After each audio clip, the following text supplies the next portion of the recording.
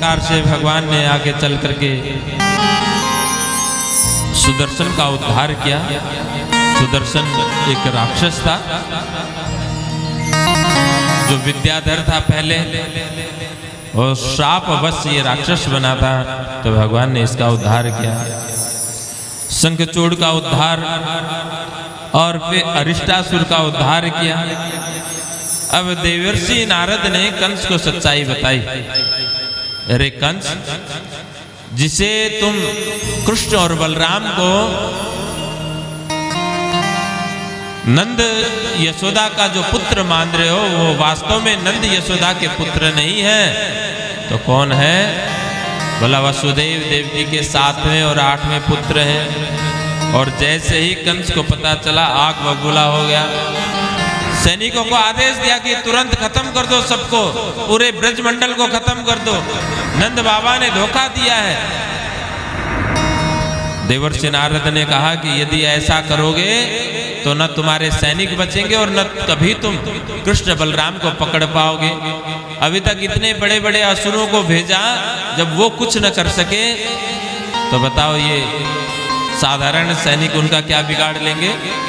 यदि कृष्ण बलराम को तुम पकड़ना चाहते हो तो युक्ति से काम लो। तो जैसे ही पता चला वसुदेव देवकी ने भी धोखा किया, तो पुनः कारागृह में बंद कर दिया। अक्रूर को बुलाया और अक्रूर को बुलाने के लिए भेजा, जाओ किसी भी बहाने से लेकर के आओ, कह देना कि शिव जी के धनुष का यज्ञ है और उसी के उत्सव में मेला का आयोजन है, तो चलो मेला का आनंद लेते हैं। तो अक्रूर जी ब्रज में पहुंचे। ब्रज में पहुंचे, नंद यशोदा से मुलाकात हुई। भगवान श्री कृष्ण ने बड़ा सम्मान किया अक्रूर जी का। रात्रि में जब सब सो गए, तब श्री कृष्ण ने अक्रूर जी के चरण दबाते हुए कहा, चाचा जी क्या मथुरा में सब कुशल से तो है ना? अक्रूर जी के आंखों से आंसू आने लगे कि देखो परब्रह्म हमारे चरण दबा रहे हैं। भक्त सोच नहीं सकता भगवान अपने भक्त को कितना प्रेम करते हैं, उनकी कितनी सेवा करते हैं, उनका कितना ध्यान रखते हैं। चरण को दबाते हुए जब अक्रूर जी से पूछा, तो अक्रूर जी ने कहा कि कान्हा, आपको तो पता ही है कंस रूपी कैंसर कैसे फैलता जा रहा है। चाचा जी उसके षड्यंत्र के बारे में आप किसी को मत बताना, मेरे बाबा को मत बताना कंस का षड्यंत्र। बस यही कहना कि मेला घुमाने के लिए ले जा रहे हैं और 2 दिन के बाद वापस लौट आएंगे, परसों वापस आ जाएंगे, बस यही कहना। और जैसे ही यशोदा मैया को पता चला, तो यशोदा मैया से तो सहन नहीं हुआ। जो पल भर का बिछुड़न सहन नहीं कर सकती, और 2 दिन अपने से कन्हैया को कैसे दूर कर सकती वो मैया। और धीरे धीरे गोपियों को पता चला। गोपियों ने तो विधाता को ही कोसना शुरू कर दिया। अहो विधातस्तव क्वचित न दया, संयोज्य मैत्र्या प्रणयेन देनः, तासा कृतार्थान व्युददक्ष पार्थकम, विक्रीडितं तेर्भकचेष्टितं यथा। एक बोली, हमने विधाता को तो देखा नहीं, उन्हें कोसने से क्या फायदा। लेकिन ये अक्रूर नहीं, ये तो क्रूर है। ये यम, हमारा यम बन करके, हमारा काल बन करके तो ये दुष्ट आया है। ये अक्रूर नहीं, ये तो क्रूर है। हमारे दुखों को ये थोड़ी समझ सकता है। जहां पलक झपकना भी व्यवधान होता है, और आज ये कन्हैया को ले जाने की बात कर रहे हैं। हम तो नहीं जाने देंगे कन्हैया को। बोले क्यों, क्या करोगे? रथ के आगे खड़े हो जाएंगे जा करके। अरे रथ के आगे जाओगे, तुम्हारे लोक लाज का क्या होगा? बोला हमारे प्राणेश्वर जा रहे हैं, तो लोक लाज को बचा के करेंगे क्या? किसके लिए बचाएंगे? जब हमारे प्राण धन, हमारे प्राण ही नहीं रहेंगे, तो इस लोक लाज का क्या करेंगे हम? तो इस प्रकार से चर्चा हो रही थी। एक गोपी ने समझाया, बोले देखो, यदि वास्तव में हम कन्हैया से प्रेम करती हैं तो प्रेमी का एक ही लक्षण है, एक ही भाव है, तत्सुखम सुखित्वम। उसकी खुशी किस में है, उसी में हमको प्रसन्न रहना चाहिए। हमें अपना खुश नहीं देखना है, वो तो स्वार्थी हो जाएंगे। फिर हम उन्हें किस प्रकार से आनंदित कर सकते हैं, हमें रुकावट नहीं बनना है। तो सब तैयार हो गए। जब भगवान श्री कृष्ण का रथ प्रस्थान किया सवेरे प्रातः काल के समय, गोपियां रथ को देख रही है। रथ दिखना बंद हो गया तो उससे जो धूल उड़ रही थी उसको देखा।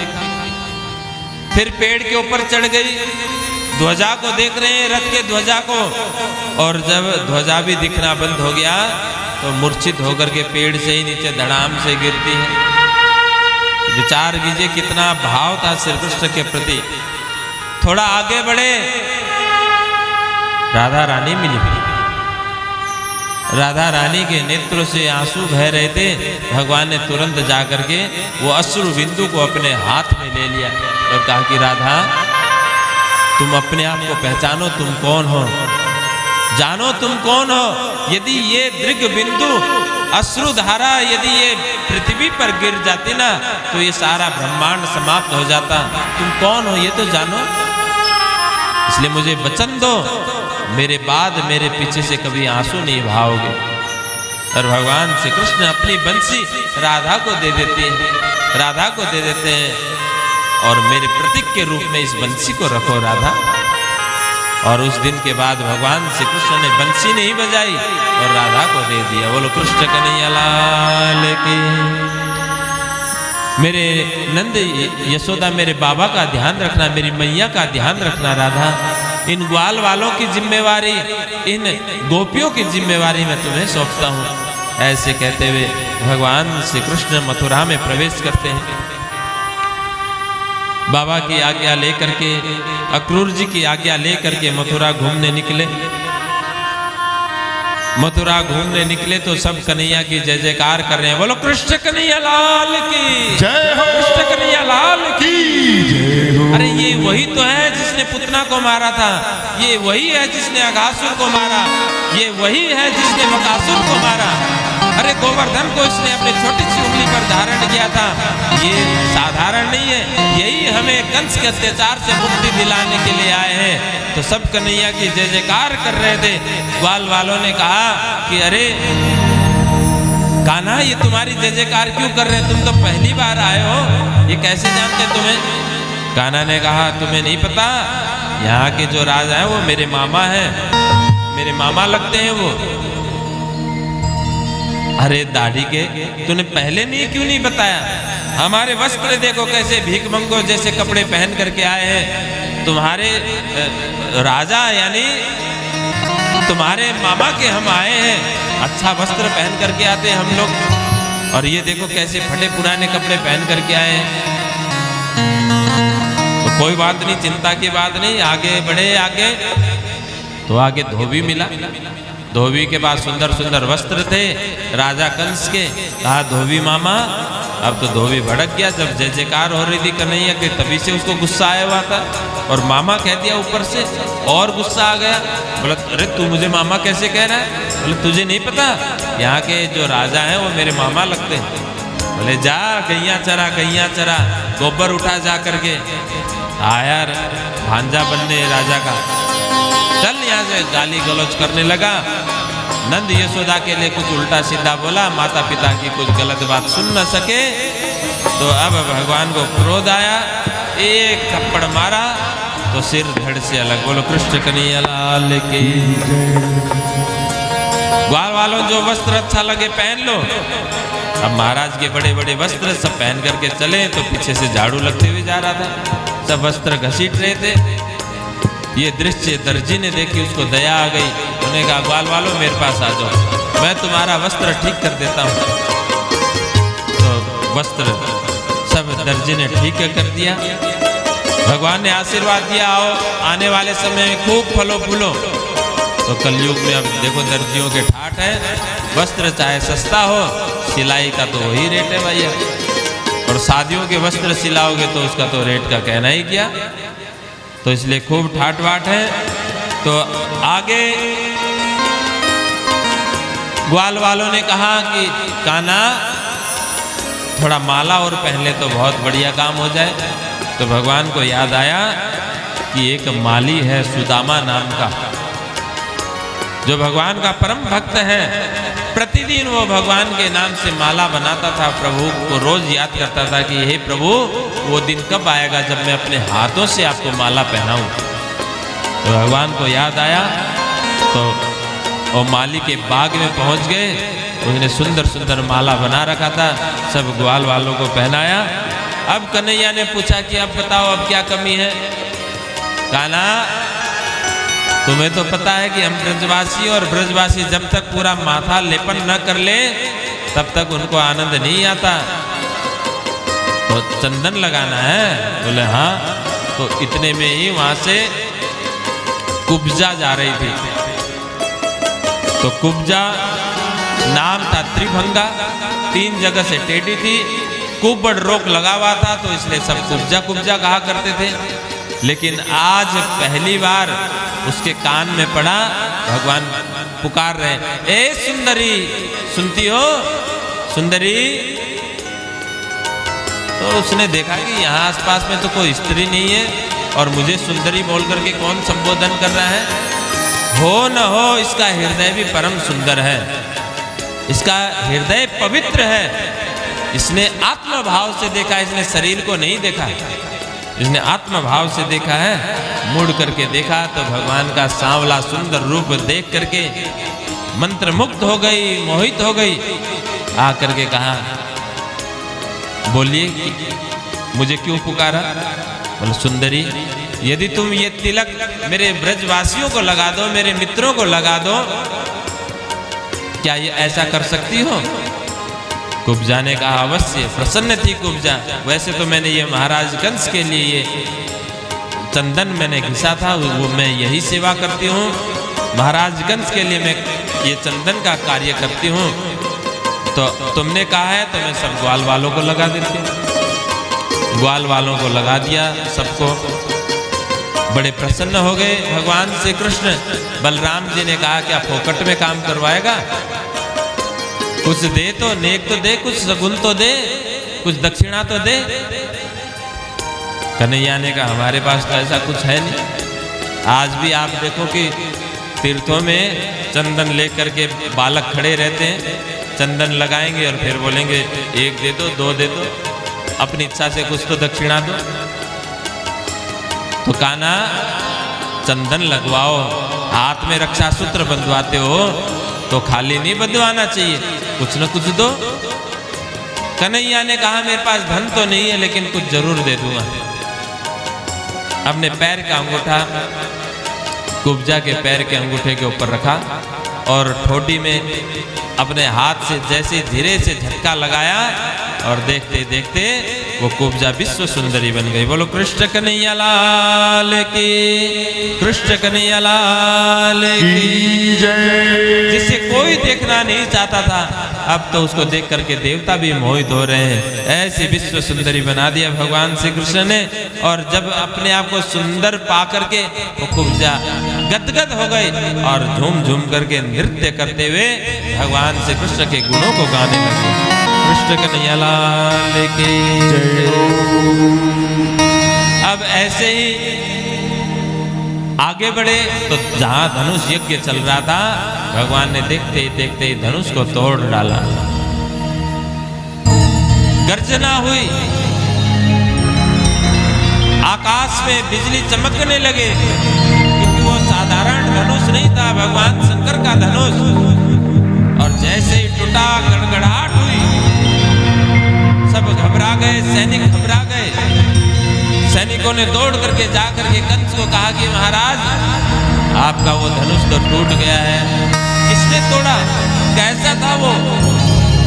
कहा महाराज वो तो काला काला था, घुंघराले बाल वाला था। बोला अच्छा काला काला था।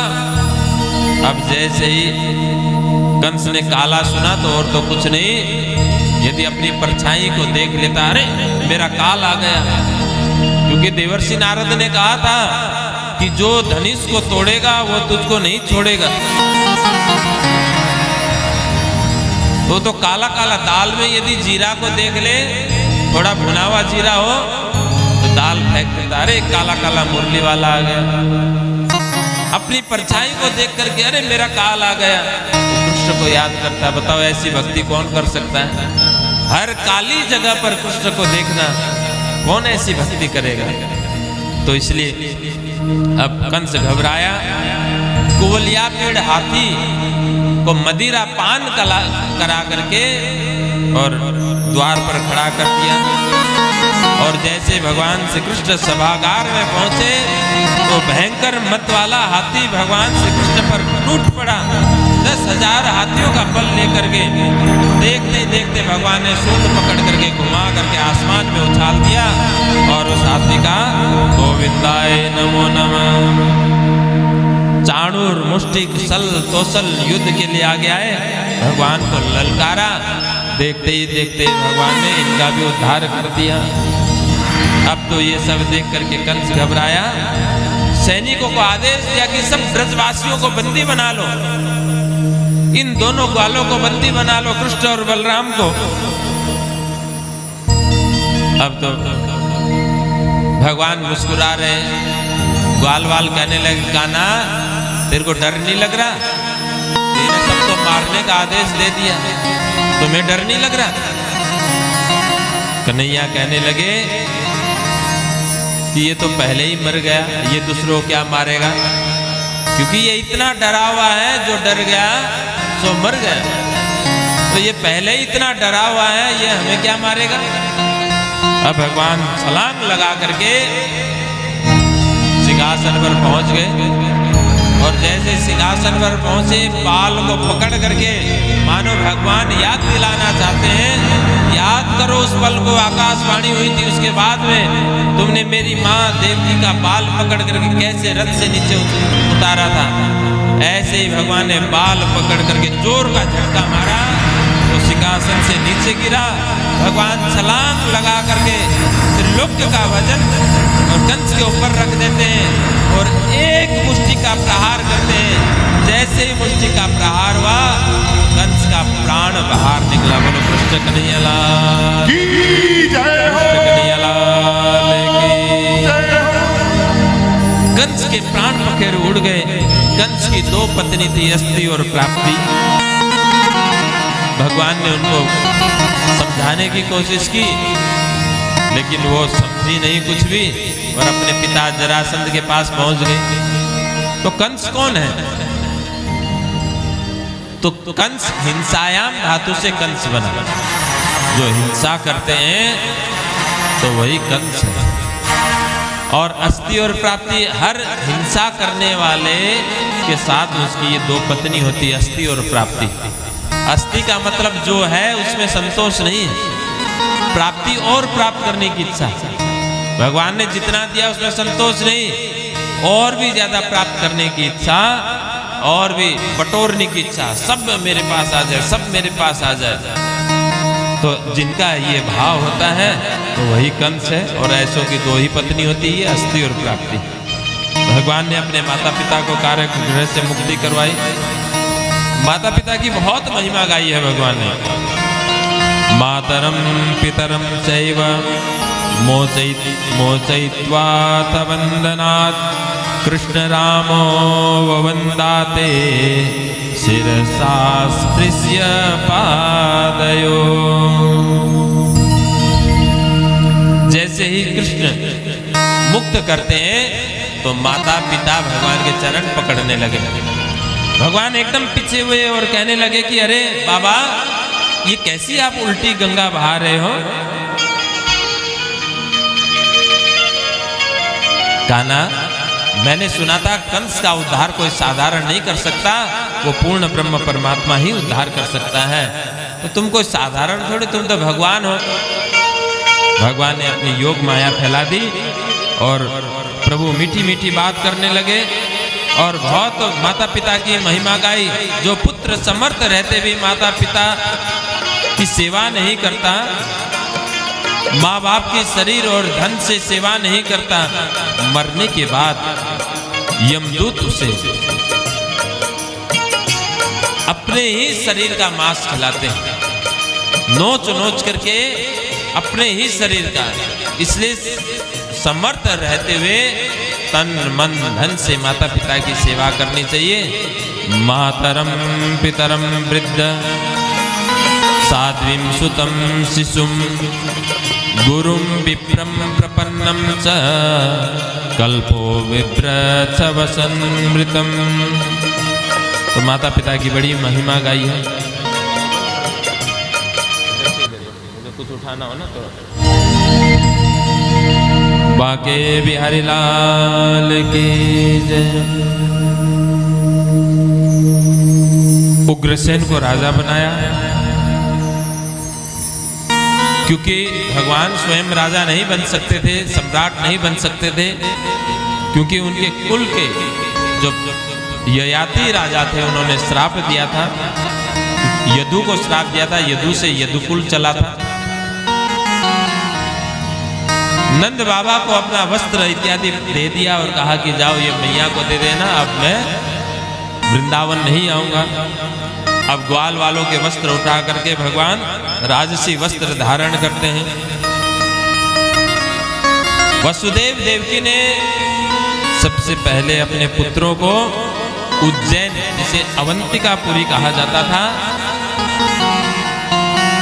सांदीपनी गुरुकुल में, सांदीपनी ऋषि के पास में गुरुकुल में शिक्षा लेने के लिए भेजा, क्योंकि हर माता पिता का ये धर्म है अपने संतान को शिक्षित करें।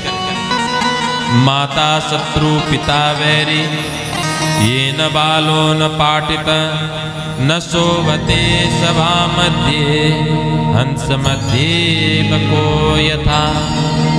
हर माता पिता का ये दायित्व बनता है कि किसी भी तरह से अपने बच्चों को पढ़ाएं लिखाएं, नहीं तो दोषी के भागी बनते हैं। इसलिए वसुदेव देवकी ने भगवान श्री कृष्ण एवं बलराम जी को सांदीपनी मुनि के पास में उज्जैन में गुरुकुल में भेजा। भगवान श्री कृष्ण ने 64 दिन में सारी विद्या ग्रहण कर ली। 64 दिन के बाद में विद्या लेने के बाद में, ज्ञान लेने के बाद में दक्षिणा देने की परंपरा है। भगवान ने कहा कि हे गुरुदेव, मेरी विद्या पूरी हो चुकी है, मैं क्या दक्षिणा दूं? गुरुदेव ने कहा कि मुझे तो कुछ नहीं चाहिए, अपनी गुरु माता से पूछ लो। गुरु माता ने कहा कि देखो, जब से तुम गुरुकुल में आए थे तो मैं अपने पुत्र को भूल गई थी, जिसका नाम था पुनर्दत्त। अब तुम चले जाओगे तो पुनः मुझे मेरे पुत्र की याद आएगी। या तो तुम मेरे पास में रहो या मेरे पुत्र को लौटा दो। तो भगवान श्री कृष्ण यमलोक से भी जाकर के पुनर्दत्त को वापस ला करके माता को सौंपते हैं। इस प्रकार से गुरुकुल से विदा लेकर के पुनः मथुरा आए। मथुरा आने के बाद में एक बार की बात है, भगवान श्री कृष्ण एकांत में बैठ करके रो रहे थे, अश्रु धारा प्रभावित कर रहे थे, रो रहे थे भगवान श्री कृष्ण। उद्धव आया, भगवान का मित्र। उद्धव ने भगवान से कहा कि आप तो साधारण हैं नहीं, फिर आप साधारण मनुष्य की तरह से क्यों रो रहे हैं? तो भगवान ने कहा कि आज मुझे मेरे ग्वाल वाल बहुत याद आ रहे हैं, मेरे नंद यशोदा मेरे बाबा याद आ रहे हैं, आज मुझे वो गोपियां याद आ रही हैं, आज ब्रज की गौएं याद आ रही है, मुझे वो गोवर्धन याद आ रहा है। उद्धव ने अनेक प्रकार से अपने ज्ञान के माध्यम से समझाने की कोशिश की, लेकिन भगवान समझ गए कि ये ज्ञानी है, ये प्रेमी नहीं, ये प्रेम की भाषा नहीं समझ सकता। इसलिए भगवान ने एक बड़ा ही सुंदर भाव कहा,